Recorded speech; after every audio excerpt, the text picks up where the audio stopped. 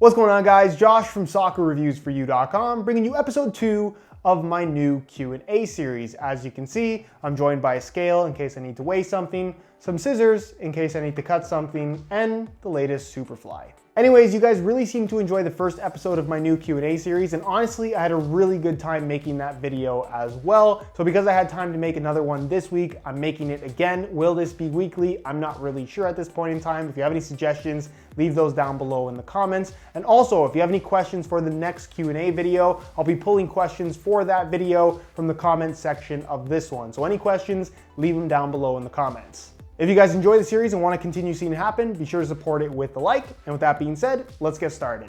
I'd like to start off by apologizing to the 153 people who liked this comment. Who else hates how his desk isn't aligned? I didn't realize when I set up the camera that the desk was not aligned properly. The desk isn't crooked, the shelves aren't crooked. It's just how I had it all set up. But by the time I had realized it, the video was already recorded and it was too late. So sorry. What's the meanest comment someone has commented on a video? If I'm being honest, I can't really think of one in particular. I've always found that over the years that it was strange when people strongly disliked me because all I really do is review soccer equipment. I've never really done anything on the channel other than maybe sliding through a parking lot in a pair of cleats.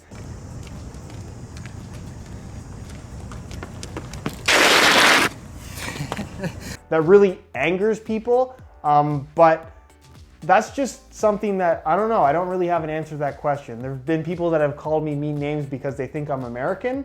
But other than that, nothing has really stuck over the years in terms of like really insulting comments. If you get mad because you disagree with my opinion on a Superfly or something like that, I don't know, that's just a stupid reason to get angry. Do higher priced soccer balls really make a difference? Are they worth it? That's a very good question and one that I get asked a lot. And I think the simple answer to that question is if you've never used a match ball, you don't necessarily realize what you're missing. So you can kind of live with not having it. But if you have ever owned a match ball and you get used to using it, anytime you have to go back to using a ball that isn't a match ball, it just doesn't feel very good at all. You almost turn into like a match ball snob, if that makes any sense. And I've definitely become that. Whenever I go play soccer with a group of people, I usually bring my own ball and it usually ends up being a match ball just because I want to have at least one good ball to use, because if we have to use a cheaper ball, it just kind of takes away from the experience for me. It's something that really bothers me. They don't feel as good. Once you get used to the best of the best when it comes to the main part of the sport, the soccer ball, it really does make a big difference. So I think if you can afford a match ball, it really is that much better. What position do or did you play in a game? Well, I did play and I still do play, and my preferred position would be as a striker, but honestly, I've played pretty much every single position over the years. I think I've talked about this in a previous video. I have no problem playing in the midfield, whether it's in the middle or on the wing. I don't even mind really playing left or right back. I guess playing central defense or playing as a goalkeeper is something that I would ideally not like to do, but pretty much any other position I'm perfectly happy to play, although my preferred position would be as a striker. Josh, I'm currently injured as I have been for the last 6 months.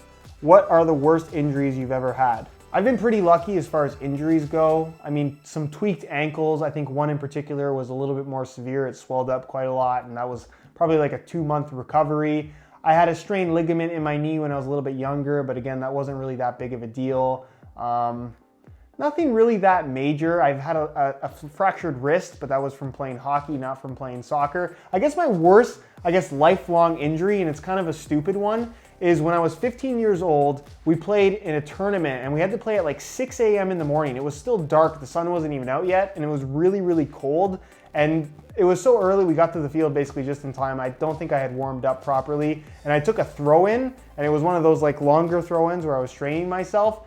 And I ended up kind of tweaking my back. It was something that bothered me pretty much for the rest of the day. I had a hard time playing, but it ended up being a pinched nerve in my back. And that's something that has kind of haunted me ever since then. It's something that every once in a while, it comes back and I feel it. It takes about a week for it to go away. So I'd say that's probably my worst injury, but as far as like breaking a leg or kind of hurting myself in a major way, I've never really had any kind of super long-term injuries. Knock on Jomas. Will you do soccer challenges with soccer YouTubers like F2, etc.?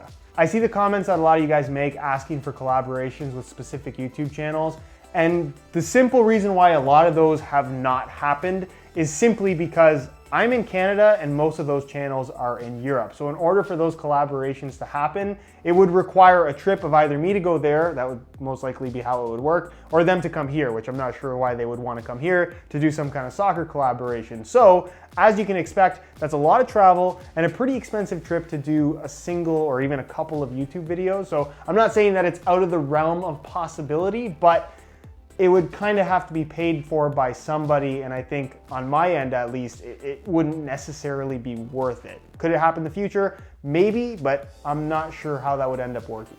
Do you still play hockey? Hashtag HR4U. For those that don't know, that was a reference to my hockey channel that I did for probably about 6 to 9 months. I'm not entirely sure how long I stuck with that. Hockey Reviews for You, very original name. Don't ask how I came up with that. But I still play hockey, I just don't do the Hockey Reviews for You thing anymore, just because this got to a point where it's just so much and there's so many releases now, it'd be too difficult to maintain several different channels all at the same time. It's kind of the same story with my sneaker channel for those that have been asking about that. Although the main reason why the sneaker videos kind of stopped is mostly because I kind of slowed down on buying sneakers. Because there was a point where I think I was just buying way too many, buying them to buy them rather than buying them because I like them. But as far as playing hockey is concerned, yes, I still do play hockey, especially during the winter time, being Canadian and all. Does the collar on the Superfly help prevent ankle sprains? This is something that I get asked a lot, and it really is a major misconception because people basically just made it up. Never did Nike or any company making a mid-cut shoe claim that the collar was going to offer any kind of ankle support. If you look at this Superfly right here, the collar is basically just an elasticated material. There is no structure. If you cut the collar off, it's not actually containing your foot or has anything to do with the lockdown whatsoever. That's why you see certain pros cutting the collar off of some of their mid-cut shoes and the shoe is still wearable. If the collar was actually providing that ankle support or doing something as far as stability and lockdown is concerned, which would be required for some kind of ankle support, if you cut the collar off, obviously the fit of the shoe would be compromised, which is not the case. Basically, all these collars are just extension pieces for what would otherwise just be a low-cut shoe. The only way that you could get some kind of ankle support from any mid-cut footwear in general, like you have in a basketball shoe as an example, is you'd have to have the laces go up around your ankle so you can tighten that area of the shoe, and you'd also have to have some kind of structure. If there's no structure and it's just an extension piece, basically like a sock, there's no ankle support to be had here. Do you have any weird rituals before a match? What's your opinion on people that do have them? First part of that question, I really don't have any rituals at all. And when it comes to warming up, I'm kind of just down to do whatever. Personally, I just like juggling the ball a lot, and I like to try and get a couple of shots in during the warm-up. But other than that, I'm not too picky about doing certain things the same way every single time that I play. I guess food before is something I'm kind of a little bit more concerned about, but again, I'm not trying to eat a specific thing or anything like that. I just want to make sure I didn't eat right before I have to run around. And as far as other people that have those kinds of rituals, I mean, I think it's a little bit strange. I've never played with anybody that I think is really that crazy as far as like specific things that they have to do no matter what, but there are people like that, and hey, if that's your thing, if that's what really helps you out from, I guess, a mental standpoint, then by all means do it. If it's not bothering anybody, I don't have a problem with it. What's your favorite skit that you've made? For those that don't know what he's talking about, he's referring to the intros on my videos, which I'm really glad you guys are enjoying that addition to the channel because it's something that I have a lot of fun with, and I'm glad you guys like it as much as you do. But if I had to pick a favorite, honestly, I think my favorite was probably the one I did on the Telstar 18 line comparison. So the line comparison for the new World Cup match ball for 2018. It was the hashtag Telstar 18 kind of entry to win a trip to the World Cup final from Adidas. And I kind of did a slide tackle in the SR4U boot room. I just thought it was funny because the whole concept was to do some kind of a highlight. So I figured everyone would show juggling or shots or something like that. I did a slide tackle against nobody on a hardwood floor in a basement. What are your leg training exercises? If you guys regularly follow me on Instagram, you know that I'll post generally what shoes I'm wearing at the gym. I don't really post too much of what I'm doing just because it's busy, and I don't like recording myself at the gym. I've always thought that was kind of weird, but anyways, I do go to the gym a lot and I do train legs a lot, obviously. And really, I don't think I do anything particularly unusual as far as leg training is concerned. I'll base most of my workout around just squatting. So I'll warm up and then generally squat first, depending on how my knees are feeling on that particular day. If I'm feeling good, I'll squat a little heavier. If I'm not feeling so great, I'll try to just do more reps rather than going really, really heavy. I don't do a lot of leg press. That's something I'll do towards the end of my workout, more so to burn out than anything. I like to do lunges. I think lunges are pretty effective. And other than that, nothing really out of the ordinary. I think the important thing about working out in general, whether it's legs or upper body, whatever it may be, is just proper form. Don't try and do more weight than you can handle. And once you start having proper form and really controlling the weight, I think you'll find that you'll get a lot stronger a lot more quickly. Hey Josh, are you ever going to make another video on your second channel, SR4U sneaker reviews? I kind of touched on this already, but the likelihood of me making videos on that channel again are, I would say, fairly low. Again, just the amount of time that I have dedicated to soccer reviews for you, the main channel you're watching right now, just doesn't leave a lot of time for the other channels.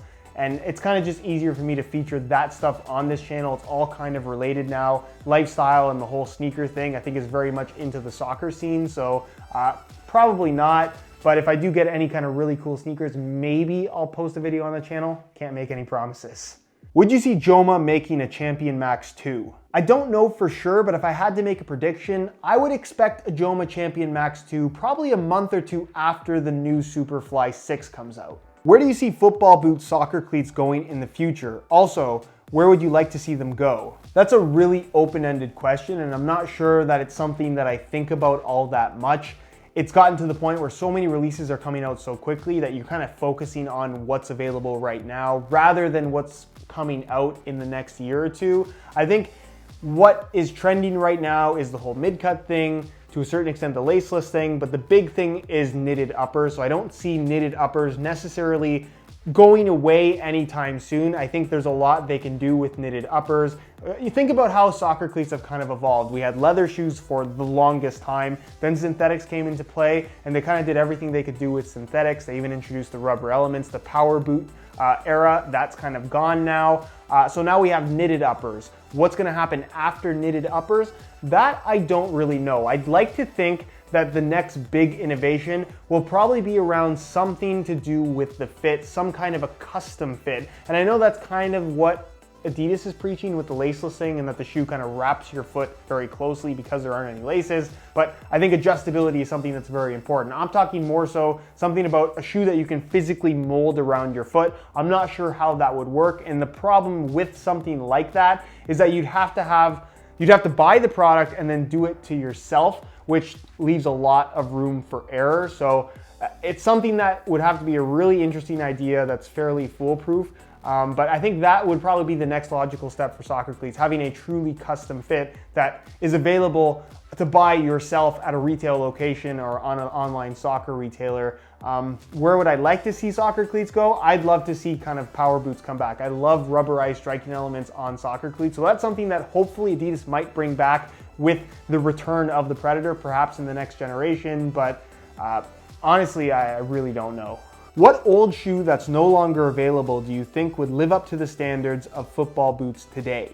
I get these kinds of questions a lot, where a lot of people ask whether or not the old stuff is as good as the new stuff. And in all honesty, I think the old stuff, even if you're talking about shoes from 15 years ago, are just as good as the shoes that we have today. And the reason why I say that is if you're wearing an Adidas Predator Mania, for example, versus wearing the brand new Adidas Predator 18.1, yes, they are years apart. They're completely different shoes. The Predator 18.1 is the latest and greatest, but are you gonna be at an advantage because you're wearing that new Predator versus the old one? The simple answer to that question is no. Ultimately, players play the game. So regardless of what shoes are on your feet, you're never really at an advantage, and you're never going to be kind of boosting your own abilities because of the shoes that are on your feet. That's kind of what the marketing for these brands and their products would lead you to believe. If you wear a speed boot, you're gonna run faster. If you wear a power boot, you're gonna shoot harder. If you have a control boot on, your touch is gonna be better. But none of that is reality. That's just what these companies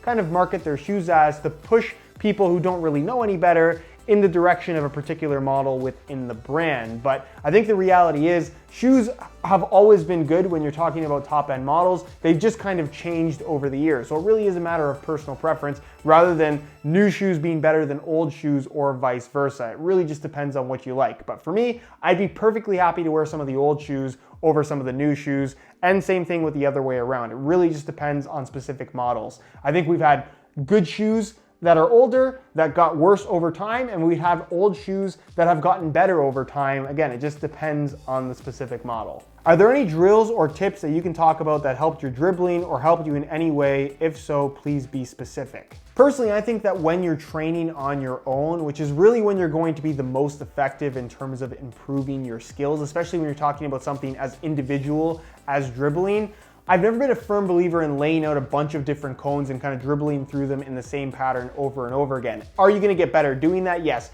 Obviously, repetition, the more and more you do something, the better you're going to get at it. However, for me, when it comes to dribbling, I think that it's a very reactionary skill, meaning that when you're dribbling the ball one-on-one with a defender, you're not necessarily just doing your move, you're also reacting to the defender. So what I like to do is ideally if you can play one-on-one with somebody or just keep away one-on-one, that can definitely help out your dribbling, even if you're just playing in a small field with a little goal and you play within the boundaries, that can help you a lot. But if you're just on your own, especially if you're dribbling into a finish or something like that, I really like just kind of thinking about a move, doing that move, and finishing at the end of the move that you do over and over again, and just kind of varying that up with no defender, no cones whatsoever, just kind of doing it more naturally. The more you do that, the better you're going to get. So again, you can do the cone thing and do specific drills.